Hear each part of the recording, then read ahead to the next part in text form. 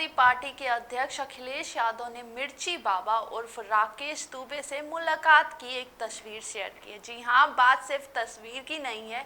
अखिलेश यादव ने मिर्ची बाबा को एमपी की विशेष सीट से चुनाव लड़ने के लिए शुभकामनाएं भी दी हैं। ये बात जंगल में आग की तरह फैल गई। कई लोगों का कहना है कि वो सीएम शिवराज के खिलाफ चुनाव लड़ सकते हैं, जबकि कुछ का कहना है कि वो कमलनाथ के खिलाफ भी चुनाव लड़ने वाले हैं। इस पूरे मामले पर मिर्ची बाबा की तरफ से अभी तक कोई भी आधिकारिक बयान सामने नहीं आया है। कौन है मिर्ची बाबा और कैसे तय किया उन्होंने ऑयल मिल मजदूर से मंडलेश्वर तक का सफर, आइए हम सब जानते हैं। ऑयल मिल में मजदूरी का काम करते थे, वहां से मंडलेश्वर तक का सफर तय किया। मिर्ची बाबा उर्फ राकेश दुबे का गांव एमपी के भिंड जिले में बिरखंडी नाम से है। पिता अयोध्या प्रसाद की तीसरी संतान के रूप में उनका जन्म हुआ। राकेश दुबे 4 भाई हैं। मीडिया रिपोर्ट्स में लिखा गया कि इनके पिता मालनपुर में मंदिर में एक पुजारी थे। अभी तक मिर्ची बाबा चर्चाओं में नहीं थे। 1997 तक वो एक ऑयल मिल में मजदूरी करते थे। मन नहीं लगा तो गांव की 4 बीघा जमीन बेचकर उन्होंने ट्रक खरीद लिया।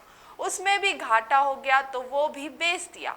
मन विचलित हो गया तो एमपी छोड़कर गुजरात चले गए। वहां अहमदाबाद में एक प्राइवेट मिल में काम किया। ये वो समय था जब राकेश दुबे के सितारे बदल रहे थे। वहीं किसी साधु की संगत में आकर राकेश दुबे ने संन्यास ग्रहण किया। इस तरह राकेश दुबे अब वैराग्यनंद गिरी हो गए। इसलिए पड़ा मिर्ची बाबा का नाम, ये भी जान लेते हैं। मिर्ची बाबा धीरे धीरे बाबा की ख्याति बढ़ती गई। स्वामी वैराग्यनंद गिरी की खास बात यह थी कि वो अपने भक्तों को मिर्ची की धुनी देते थे।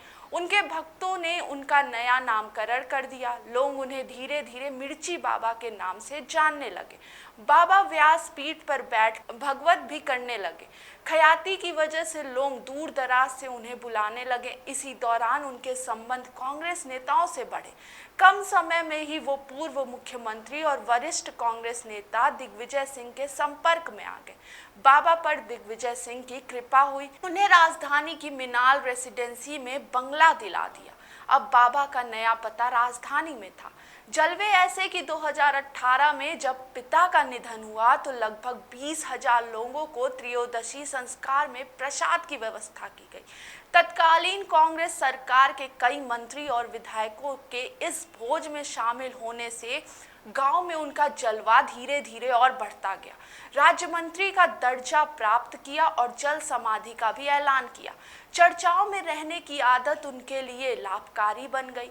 सन 2018 में जब राज्य में कमलनाथ के नेतृत्व में बनी कांग्रेस सरकार में उन्हें निगम का अध्यक्ष बनाकर राज्य मंत्री का दर्जा दे दिया गया, जिसके बाद वो एक बार फिर 2019 में चर्चा में आ गए। 2019 के लोकसभा चुनाव का समय था। दिग्विजय सिंह लोकसभा का चुनाव भोपाल से लड़ने वाले थे। मिर्ची बाबा ने ऐलान कर दिया कि अगर दिग्विजय नाथ सिंह हारते हैं तो वो जल समाधि ले लेंगे। संयोग से दिग्विजय चुनाव हार गए और मिर्ची बाबा अभी भी चुनाव में ताल ठोकने को तैयार हैं। दिन का अनशन कमलनाथ ने गौमूत्र पिलाकर तुड़वाया। बीजेपी सरकार में गायों की रक्षा की मांग को लेकर मिर्ची बाबा ने 7 दिनों तक अनशन किया था। बाद में पूर्व मुख्यमंत्री कमलनाथ द्वारा गौमूत्र और गंगा जल भेंट करने के बाद अपना अनशन समाप्त कर दिया। इससे पहले जब सरकार की ओर से जब किसी ने उनसे संपर्क नहीं किया तो बाबा ने सीएम हाउस की ओर मार्च निकाला, लेकिन पुलिस ने उन्हें बीच में ही रोक दिया। इसके बाद से वो अपने घर पर ही भूख हड़ताल पर बैठे रहे। कांग्रेस से तल्खी का दौर आया, जिसमें कमलनाथ की सरकार क्या गिरी, मिर्ची बाबा का बुरा दौर शुरू हो गया। हालांकि वो लाइमलाइट में फिर बने रहे। सन 2022 में 29 वर्षीय महिला ने उन पर नशीली भभूति खिलाकर रेप का आरोप लगाया। बाबा लगभग 13 महीने जेल में रहे। बाद में कोर्ट ने उन्हें इस मामले में बरी कर दिया। इस दौरान उनकी कांग्रेस सरकार से तल्खी बढ़ गई। उन्होंने आरोप लगाया कि कांग्रेस ने इस मामले में उनका साथ तक नहीं दिया, जिसके बाद वो जेल में कैदियों से भी लड़ाई झगड़ा करने लगे। भोपाल जेल में बंद मिर्ची बाबा जेल में रहने के दौरान भी चर्चा में बने रहे। बाबा के वकील ने बताया कि बाबा के साथ अन्य कैदियों ने मारपीट तक की है। बाबा का झगड़ा टीवी चैनल बदलने को लेकर हुआ था।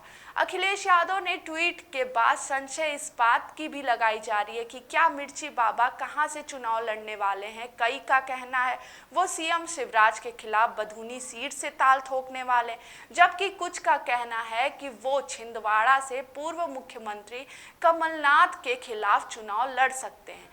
अब इस बात की संभावना इसलिए भी जताई जा रही है क्योंकि सीटों के बंटवारे को लेकर पूछे गए सवाल में कमलनाथ ने कहा था, कौन है अखिलेश वखिलेश, मैं किसी अखिलेश को नहीं जानता।